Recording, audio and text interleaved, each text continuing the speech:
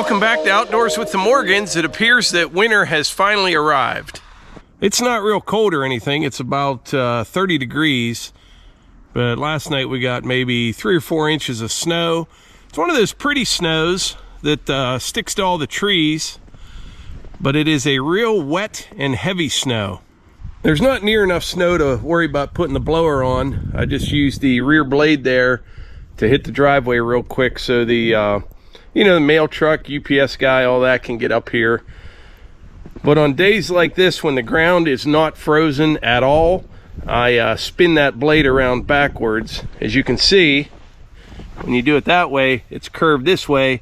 It doesn't dig in, doesn't take much stone. Just takes a wee little bit, really. Actually works that good because it puts a nice coating of stone on top of the wet stuff.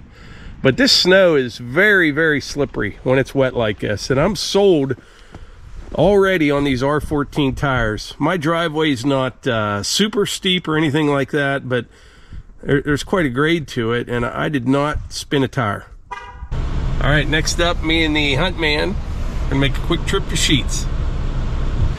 All right, we're gonna put a little wood on the fire, and then we're gonna head down to my mom's place and plow her driveway real quick. I'm not sure if she has to go anywhere today, but it's kind of good to get that off of there, especially since it's going to be getting colder.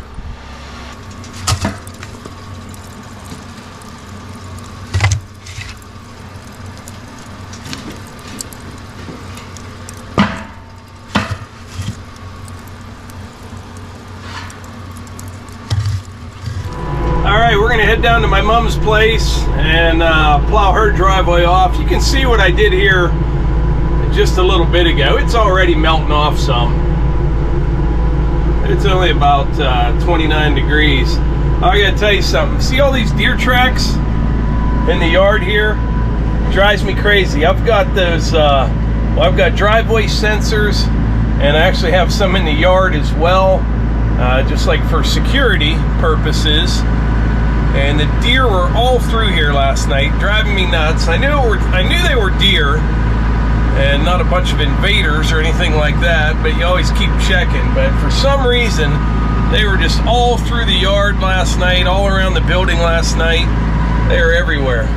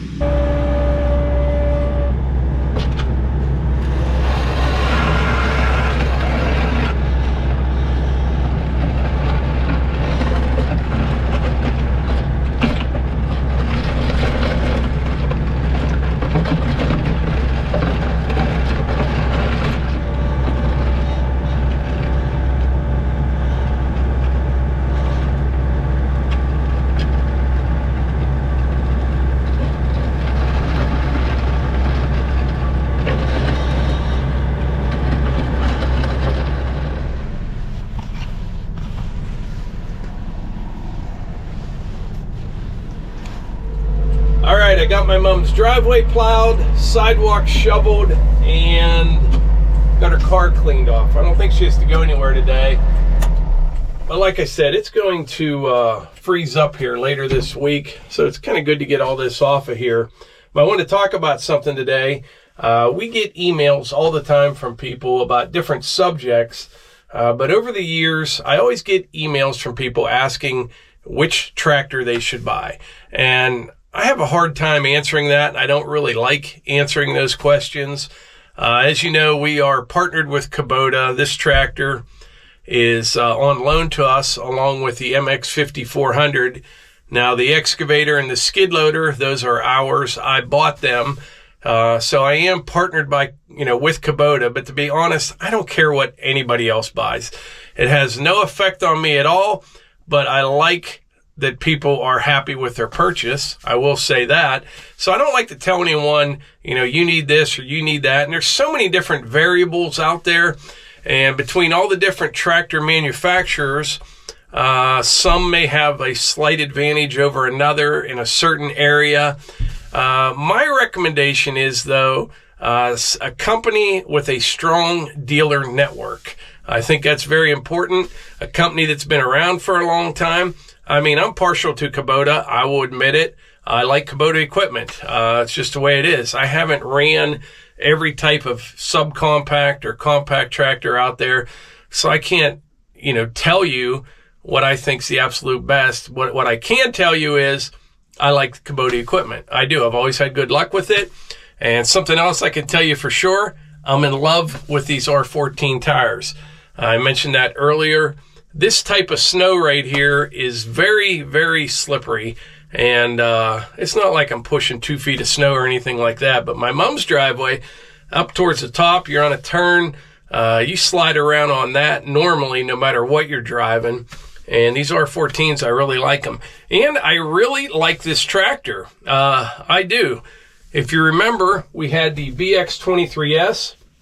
Came in very handy for all that little work. You know what I mean? Digging around. Had the little backhoe on it. I dug a bunch of lines around the building. I brush hogged trails with it.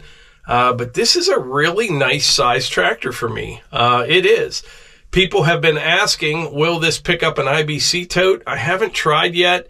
Filled with firewood. I doubt that it will. And, I use the big baskets. They're 330 gallon. That's what was in them. And like with red oak, you're talking 1,800 pounds per basket. So between the forks, 1,800 pounds. This tractor is just not big enough to lift one of those. Now, if you had the smaller baskets and lighter wood, I'm thinking it probably would. If you lived out west and you're cutting and splitting a bunch of softwood that's lighter, probably would do it. But for me, I don't really need to lift them anymore with a tractor. The MX 5400, it handles them no problem at all. But with the skid loader, I could probably lift, 3 or 4, probably 4 at a time if you could get them rigged up with the skid loader. So I don't really need a tractor anymore to lift the IBC totes. And like I said, if you were just tossing your wood in there and you had the smaller baskets, I think this would probably be fine. But a big basket filled with red oak, not going to happen. I haven't tried yet, but I can tell you right now it won't happen. But I really do like this tractor. The cab, for example, years ago I said I had no use for a cab. Boy, was I wrong. I mean, I'm out here in just a long sleeve shirt. Got the heater turned down to 2. It goes to 4. Nice and toasty in here. I'm looking forward to using this for brush hogging.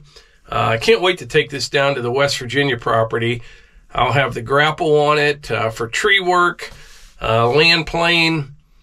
I need to get a land plane for this. That's one of the things. I have the rear blade and a brush hog, but this is going to be a very handy tractor for West Virginia. One, because I can haul it, and it's not a tiny little tractor. It'll do some work. I spread some stone with it the other day. The loader operation is super smooth on it, which I like for spreading stone and really for anything else. But I like this tractor. Now, I think they're coming out with a new model of the LX here very shortly. When this is all said and done, like this partnership I have with Kubota, I can see myself buying an LX like this. And what else is nice is this size tractor, you can get a lot of horsepower. And I know a lot of people get nervous about the DPF filters, diesel particulate filters. I've never had a problem with them at all. And but it's nice to have that horsepower for brush hogging. Like this tractor has a front mounted snow blower, all that type of stuff. Rototillers, you need that PTO horsepower. A lot of companies try to stay underneath that 26 or 25 horsepower range just because of the DPF. And that's fine and dandy, but if you need more horsepower, you need more horsepower. And so I would not, personally, I wouldn't base my decision on buying a tractor whether it has DPF or not. I mean, I just wouldn't. I would rather have what I need than live with something that may be a little less than what I need. So if you're one of those people that have emailed me before asking about which tractor you should buy, like I said, there's just so many variables, but I will say a couple things. Like I mentioned, you want a tractor with a very strong dealer network. You want a company that's been around for a while.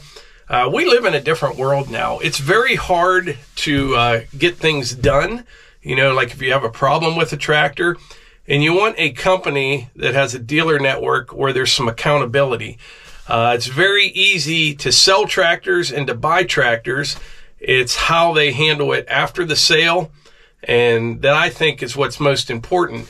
Now, if you're going to, only use a tractor for a couple years and sell it and buy another one, really, I think you'll be fine with no matter what you buy. Chances of you having any issues in that amount of time are pretty slim unless you do something really dumb. But if you plan on keeping a tractor for a long time, that is my recommendation. Find a company that has been around for a while, has a very strong dealer network, a good parts network and availability, things like that. Because I've seen horror stories from people that will buy a tractor and it may even be under warranty, but they can't get parts for it, So that would kind of stink if you have work to do and you got a tractor with 200 or 300 hours on it and you can't get the right parts, or you can't get them to come fix it or pick it up, or, you have to haul it to them.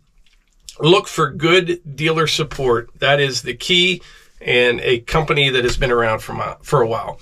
And that is just my opinion. So as far as this LX3310, I've only put about 6 hours on it so far.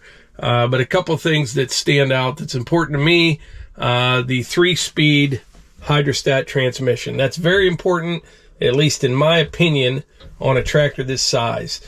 You'll use low range, whether you're tilling or doing some real slow, heavy type work.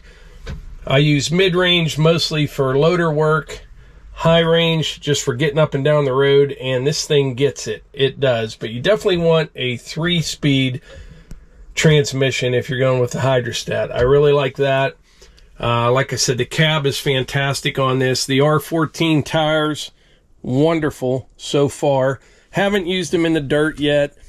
As far as in the mud, it looks like they'll get pretty good traction, but to be honest, I'm not out like doing much if it's rainy and muddy out. Now, some guys have to, but for me, I don't have to. I don't like tearing things up and making a mess. What else do I like about this tractor so far? The LED lights. It's just a nice size tractor. I like it. This tractor also has the mid PTO, which is important to some people. Other people it's not. But like on this one, that's what powers the snowblower if you want to put a mid-mount mower on it. But this is pretty loaded up tractor. It really is. But yeah, so far I really like it. And like I said, when this is all said and done, I think this may be the size that I need. If I didn't have the skid loader, I would definitely need like an MX5400 just to move logs and firewood baskets. And by the way, here in the next week or so, we'll put the grapple on this and we'll do some testing and see what it'll lift, what size logs that I can pick up and carry comfortably with this tractor. I also get asked quite often about rebadged tractors. And what I mean by rebadged is this. There's a big tractor manufacturer out there, and they build tractors, and then other companies brand their tractors. They'll change the paint on them, maybe a few options on them, and sell them as their own. And there's nothing wrong with that. Tons of companies do that. And I really don't think there's a bad tractor out there on the market, but it all comes back to, like I said, dealer network and accountability, things like that. So I don't think there's like a bad tractor out there. If there's somebody that's been in business for a while, chances are it's a decent machine. But it all comes down to, at least in my opinion, and I keep repeating myself because it's what it all comes down to, is dealer networks, parts availability, and accountability. It's a different world that we live in right now. It's hard to get anything done and for anyone to care. It really is. And that's why I think if you're making a big purchase like that, you need to make sure you hook up with someone that has been around a while and is going to be around for a while, and that they care. In my opinion, I think that is the most important part when it comes to purchasing a tractor. And like I said, I'm partnered with Kubota. Couldn't care less what anybody else drives, what anybody else does. I don't care, the Ford, Chevy, Dodge thing. I don't care about any of that stuff. Don't care what anyone else does. But people always ask me for my opinion, and I really don't like giving it because, like I said, I haven't used all the tractors out there. I can't tell you a lot of the things that people are asking, but what I can tell you is find a company that's been around a while, has a good dealer network, a good individual dealer in your area. I think that's the most important part. Unless, like I said, you know, you're just gonna use a tractor for a year or two and trade it in or sell it and get another one. Pretty much doesn't matter what you buy then. But if you want something for the long haul, and I think that's important too, by the way, buy the right tractor one time, and that way you can get it set up exactly what you want. You know, you may get a certain option on your tractor that you may not need right now, but in 2 or 3 years down the road, you may get a certain implement that will need that, you know, mid-mount PTO or third function valve or rear remotes, you know what I mean? All that stuff's important. But anyway, I'm rambling on is what I'm doing. I'm gonna get back to work inside the building here. I'll give you a quick peek here. Got a bunch more tongue and groove up over on that side, coming across the top here, and I will be rounding the corner here this afternoon. But I think that's about it for today's video. I appreciate y'all being here, and I will catch you on the next one.